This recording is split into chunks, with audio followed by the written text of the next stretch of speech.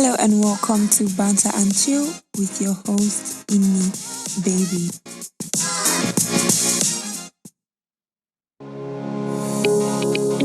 Hello and welcome to another episode of Banter and Chill podcast. If you're new here, you're welcome. Thank you for tuning in. My existing customers, they know that it's an interesting journey. And I promise you, if at the end of this podcast, you do not learn something new or you do not laugh out loud. Okay, maybe not laugh out loud. At least if you don't giggle at least once, I'll refund your data. Then for my returning people, thank you for sticking with me. Big shout out to Plies in particular. I promise him I'll give him a shout out because he takes my podcast personal and I really love to see that. So once again, if you're here, thank you. On today's episode, it will be shots fired. And I know some people will listen to this and think, is she talking to me? I'm not talking to you. I'm just recording an episode. But I'm just, if the shoe fits, baby, wear it. But today, we're coming for everybody. Today's episode is about one-sided relationships. Today I'll be asking a very crucial question. Are you your baby's baby? I know some of you are already thinking, yes, I am. But no, wait. At the end of the episode, I will ask this question again. Are you your baby's baby? If at the end of this episode, you can confidently say, yes, I'm my baby's baby, then we're good to go. But if no, I'll tell you what to do at the end of the episode. So let's get into it. So, one-sided relationships, as the name implies, are... No, first of all, I have a disclaimer to put out there. I'm an Ijaw girl. And if you've heard Ijaw people talk, if you've heard their accent, you know that words are like all those S sounds. Like I'm saying relationship, but I'm tempted like the Ijaw baby me is dying to say relationship. As funny as that is, it's actually a thing with Ijaw people. I don't know if you've heard that joke about trying to say Jesus and then you say Jesus or suku my leg. So please bear with me if you hear me that I tabo. Please don't laugh. I'm struggling here because of you guys. So anyways, back to business. One-sided relationships, some of them can even be situationships, some can be entanglements. But they are basically any situation where you're the one putting in too much effort or you're the one doing too much for anything you and your significant other have going.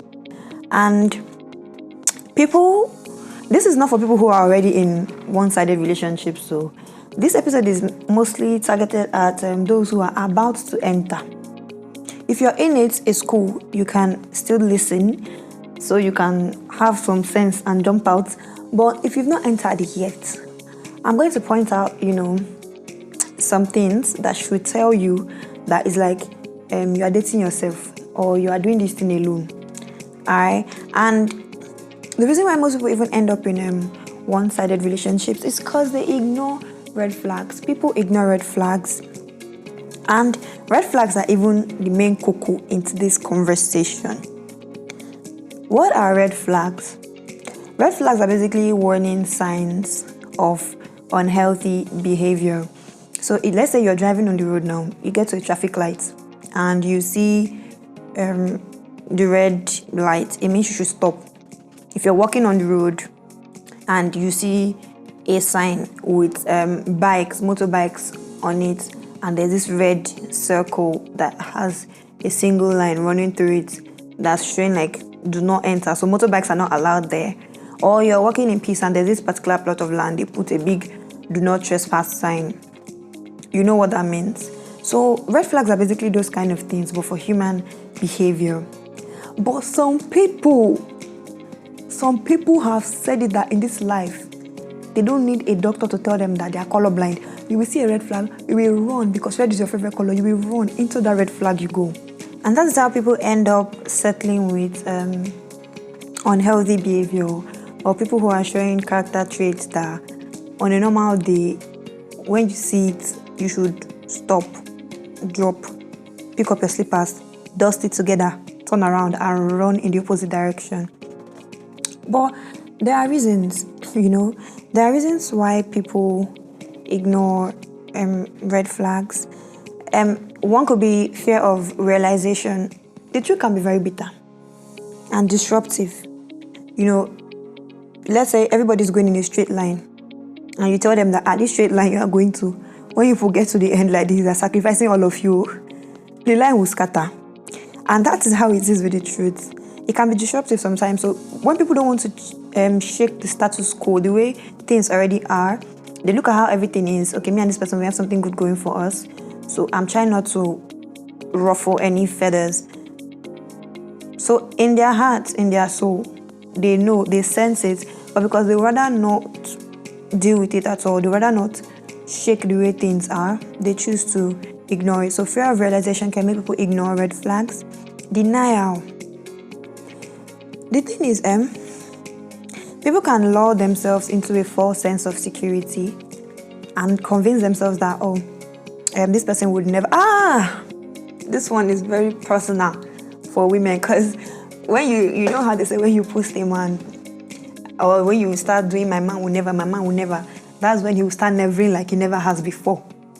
So you just tell yourself, this person would never, and you now you're the one gaslighting yourself. Nobody's gaslighting you anymore. You're the one gaslighting yourself, making yourself think, no, this person will not do this.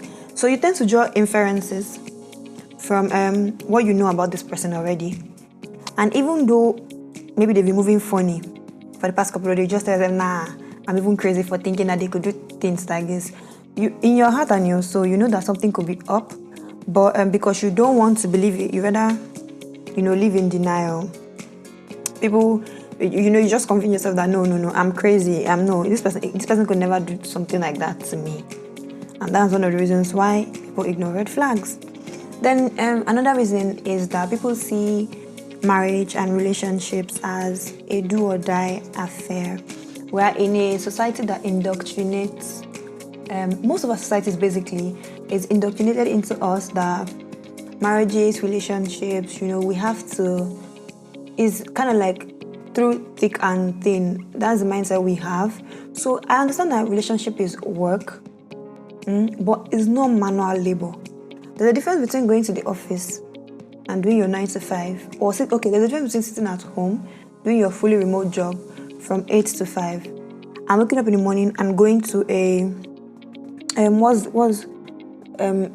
building site, a site where they are maybe building a house, and you are going to carry cement, and you're going to make cement, and you're going to do bricklayer work. Although those are, shout out to bricklayers all over. I'm not shitting on your hustle or anything. But then, there's a difference between those two scenarios. It's normal for you to want to put in work. It's okay for you to want to work for your relationship. But there's a difference between work and hard labor. And somehow, it has been made to look like relationship should be hard labor. You don't have to suffer. Okay? So most times we tend to think, okay, and let me just stay, let me just do this, or let me just do that, maybe it will get better. No, baby, it's not a do or die affair. You don't have to die if it's not working. You need to leave, babe. Alright? So those are the 3 reasons I have for reasons why people ignore red flags. Now, you have ignored it and you will see shege. But let me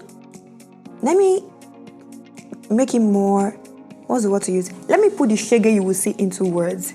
That's the best way to put it. The shege you will see, let me put it into words for you.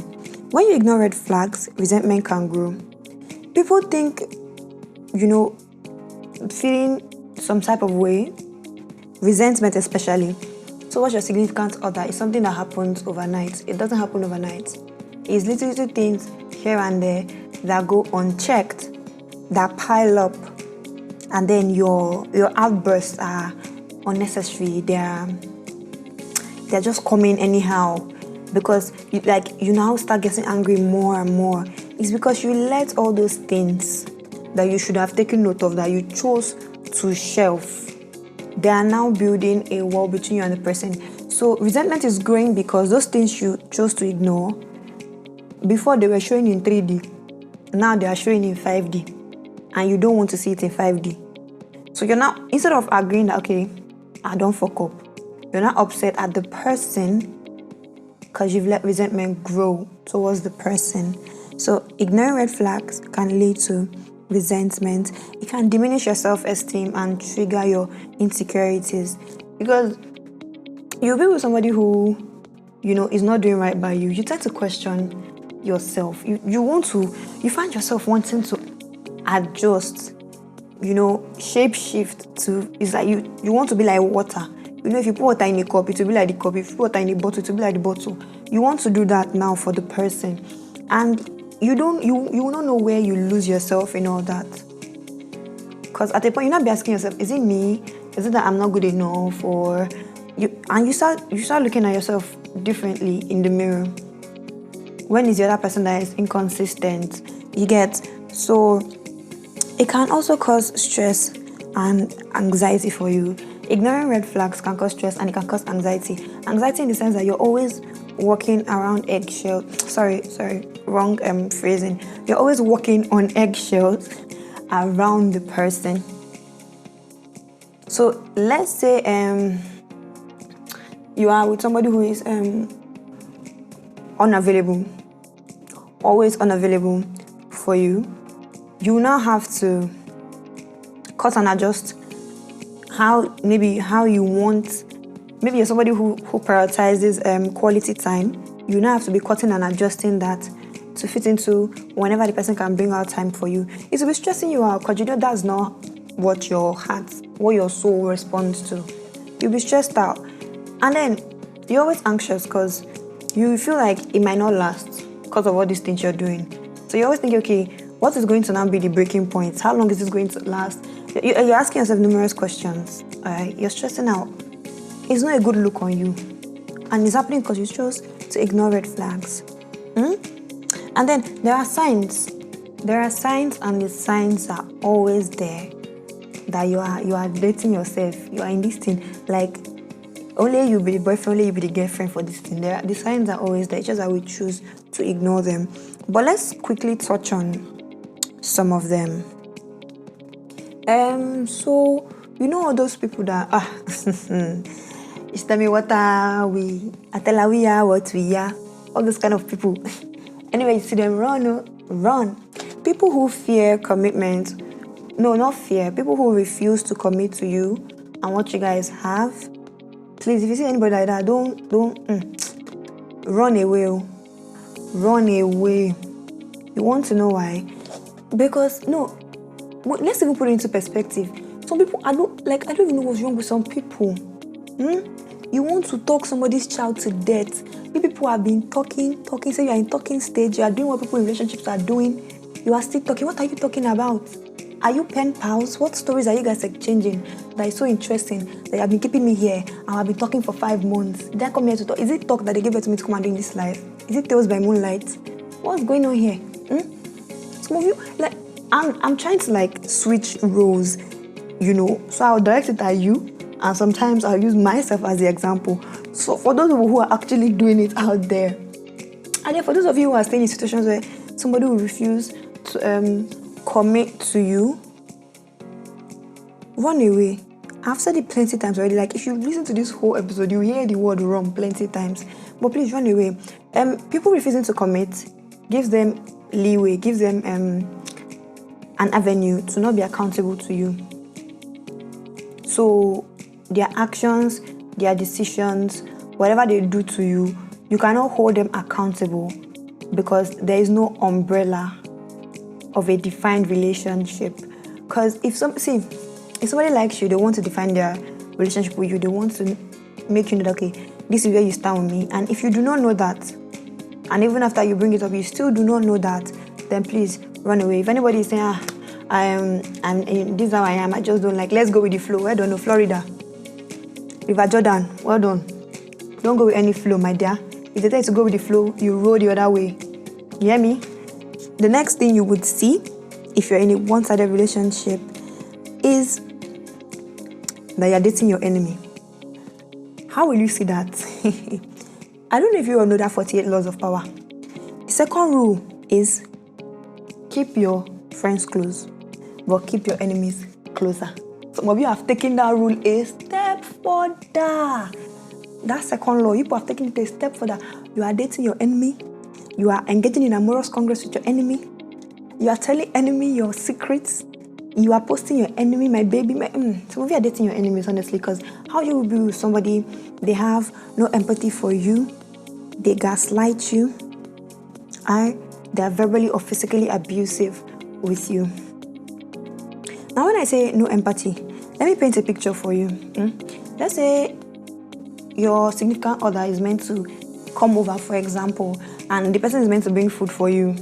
The person, okay, another disclaimer, because I'm a girl, when I'm trying to give examples, I feel the need to always say he, because, obviously, my experience is with men, so I'm tempted to say he, but I'm trying as much as possible not to do that. But if you hear me using men as the example, please, I'm not in any way bashing men. It's just my experience is going to come from my experience. Don't forget that. Anyways, moving on. Your significant other is meant to bring food on their way, and you guys had a quarrel during the day. So when the person they come back now, come buy the food come, and say you no get food for us. You are dating people who hate you. That's a scenario. You're trying to find, what's the point in that scenario? People who put your well-being behind their emotions. So I'm angry at you. So let's say you're sick. This person knows you're not feeling fine. You're on malaria drugs because you put 40. They don't check up on you. It's alpha. Even if it's just alpha, how's jobs coming along? How's your head coming along? And you say, it's getting better. And they continue ignoring for the rest of the day. That's fine. Some people will not even do anyone. They will just leave you. If you want to die, you die. And you people are still there. You people are still together.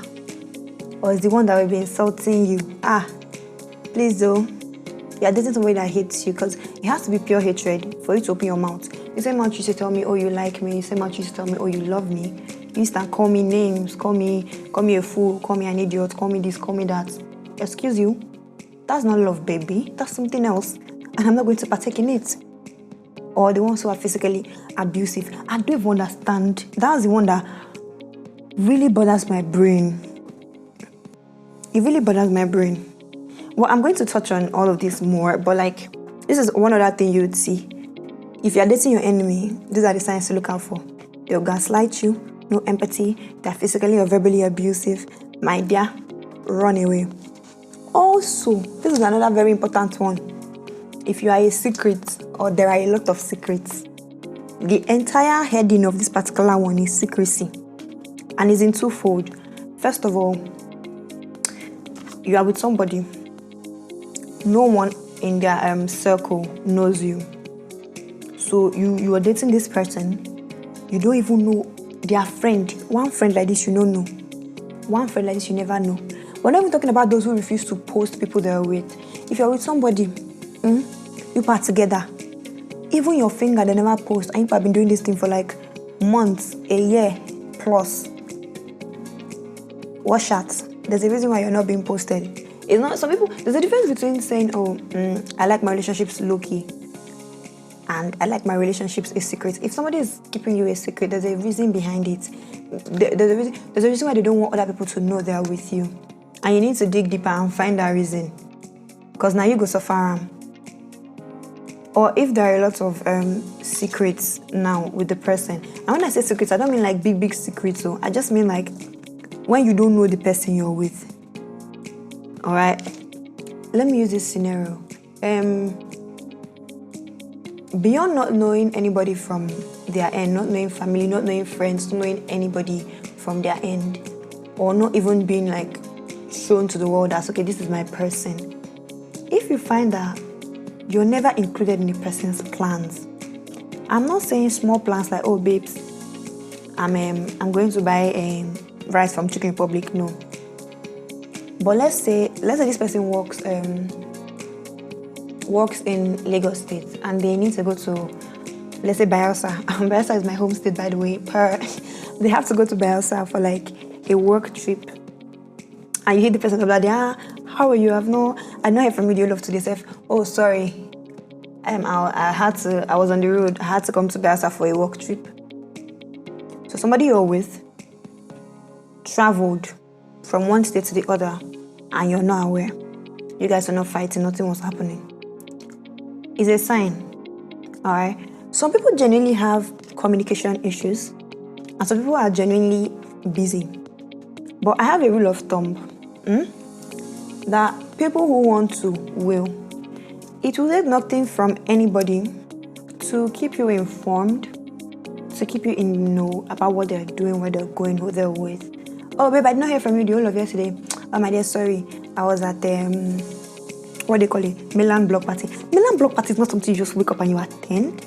You have to buy tickets. You have to enter bus or you enter boat.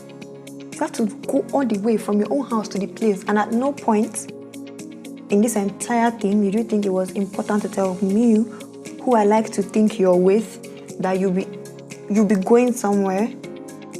All right, most of you find out what your partner is doing after, not even before or during. During is even better. If they don't tell you before, at least if they tell you during, it's better. After it has passed and it has ended, that's when you're being informed about it. If somebody does not involve you in their plans, it might look like these things are petty, but they could, you keep ignoring it, and it could grow to a larger scale. Alright? Now so you go, they go leave you for the country travel. You're not going to say person where you do, we don't travel. I know that there's somebody who's going to listen to this and think I'm shading him, but no, it's not. It's just the only example that comes to mind. Anyways, it might look like little things here and there, but at the end of the day, you see that to keep growing, you never know anything about this person. You're the last. People tend to share what they are doing, even the list of what they are eating. I want to go and buy bread and drink tea. They will tell you if they genuinely like you and enjoy talking to you. People will overshare, in fact. Even the dream they had, they will tell you. So if you're not being told anything, you're constantly being excluded from plans, it's very telling, baby. You need to pack up your things and go. All right? Another thing is when you need to change or work on the person. That's another red flag. First things first, put your hand on your chest and tell yourself, you're not a mental facility. You're not a prison. You're not a reform institution for people who need help. No shade internet for people who genuinely need help. None at all. But you as a person, you're not that facility. So people should not come and dump on you for or make okay, baby, this is how I am. You should stay and you should help me change. Now, this is for people who are dealing with people that are narcissistic, people who are controlling, and people who are abusive. Maybe their abuse could be physical abuse or verbal abuse, or people who are maybe doing drugs and all that. You're not the one who is meant to change them. People will change when they want to, at their own time, at their own pace. I understand that some people can be there when, somebody is going from point A to point B. But if somebody actually wants to change, you will see it. Somebody who has anger issues will actively sign himself up for anger management classes. You're not the one that will be ringing it in their ear. Hey, what about the anger management classes you said you attend? You've not started attending. No, it's not done that way. You're not a mental facility. I'm saying it again. You're not a reformation center.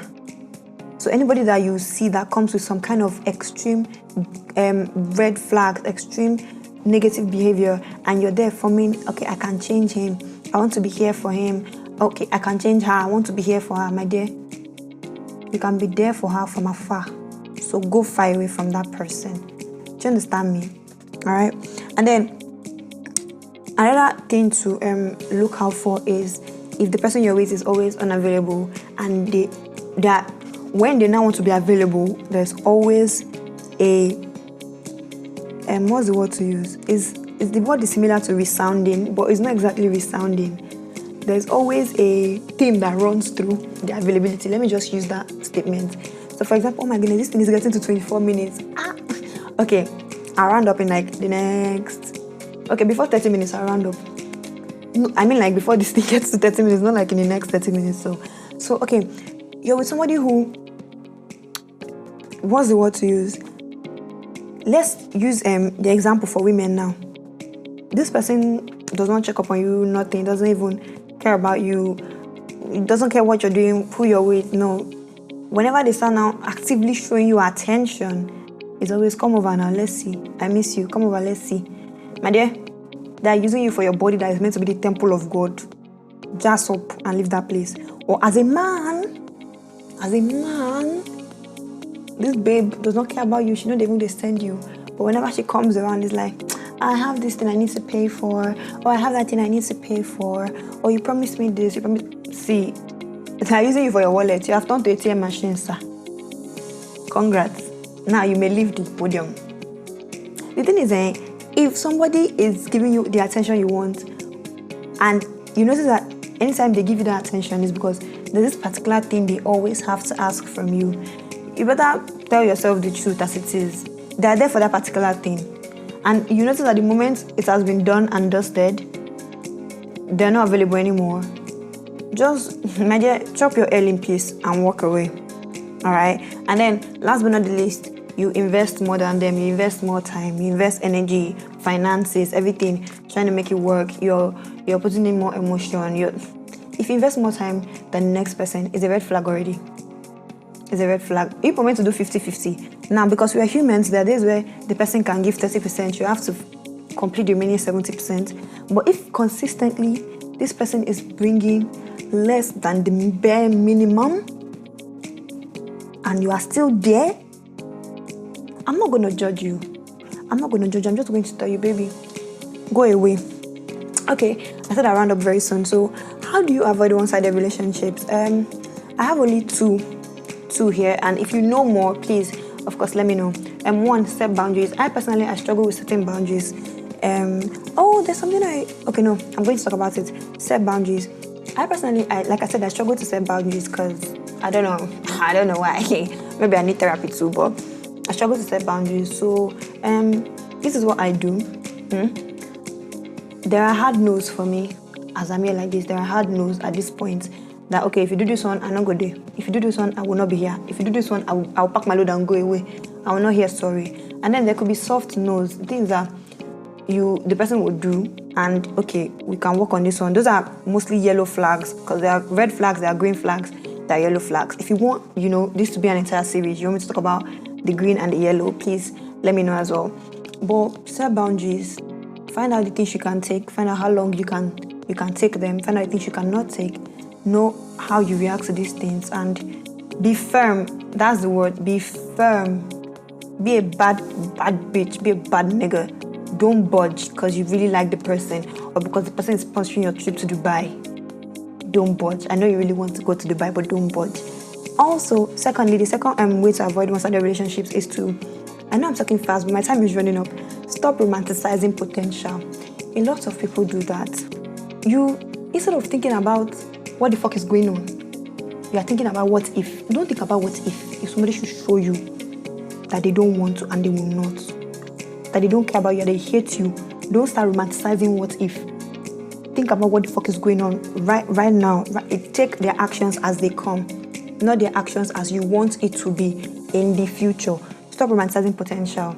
The one I said about being a dumping ground for people who need help is another example where you should really take this stop romanticizing potential advice serious, because most people have been playing this toxic game for years. So most times when they say, babe, I know I get angry and I know I shout, but I would never hit you. I'm trying to work on my anger. You can stay here with me. You can help me. What they are doing, and it's mostly people with Messiah, or is it Messiah complex or Savior complex they call it? It's mostly people with that thing who will fall for it. What they are doing is appealing to your inner child who feels the need to save everyone besides themselves. They have managed to create a character that needs help. So you're not actually seeing them for who they are. You're seeing that character who needs help, and you're trying to do that. You're trying to see how you can better this person. But baby, it's not your job. It's why there are therapists, there are psychiatrists. They exist in Yaba left. Take the person there. It's not your job. Don't romanticize what can happen in the future. Think about what is happening now and make your decision from it, okay? Alright, I have like 30. I'm going to give myself the next 1 minute to round up this episode. Anyways, if you enjoyed the episode, please let me know. I've noticed that most of nobody actually ever takes this leave reviews thing I say serious, but I actually need to hear from you guys. I need ginger, I need morale to want to continue. So if you enjoyed the podcast, if there's a particular thing about the podcast you really loved hearing, please let me know. If there's something you think I can improve on, please let me know. If you would love me to do a follow-up episode on yellow flags and green flags, please let me know so I can make this flag thing an entire series. As usual, don't forget to share the podcast. Don't forget to leave reviews, no matter what you're listening on. I know right now we're on Spotify, we're on Anchor, we're on Apple Podcasts, we're on Google Podcasts. So please leave a review. 5-star. If you leave 4-star, I will come to your house. I will find you. I will look for you, and I will do something to you. I think that's everything that needs to be said. As always, this is the point where I leave you alone. And on this note, no. I said I was going to ask at the end of the day. Now that you finish hearing the podcast, now that you've digested it, ask yourself, are you your baby's baby? If you are, congratulations. If you are not, please, I have an episode about, navigating difficult conversations. Go and listen to it and approach that your person to say what you need to say. Bye.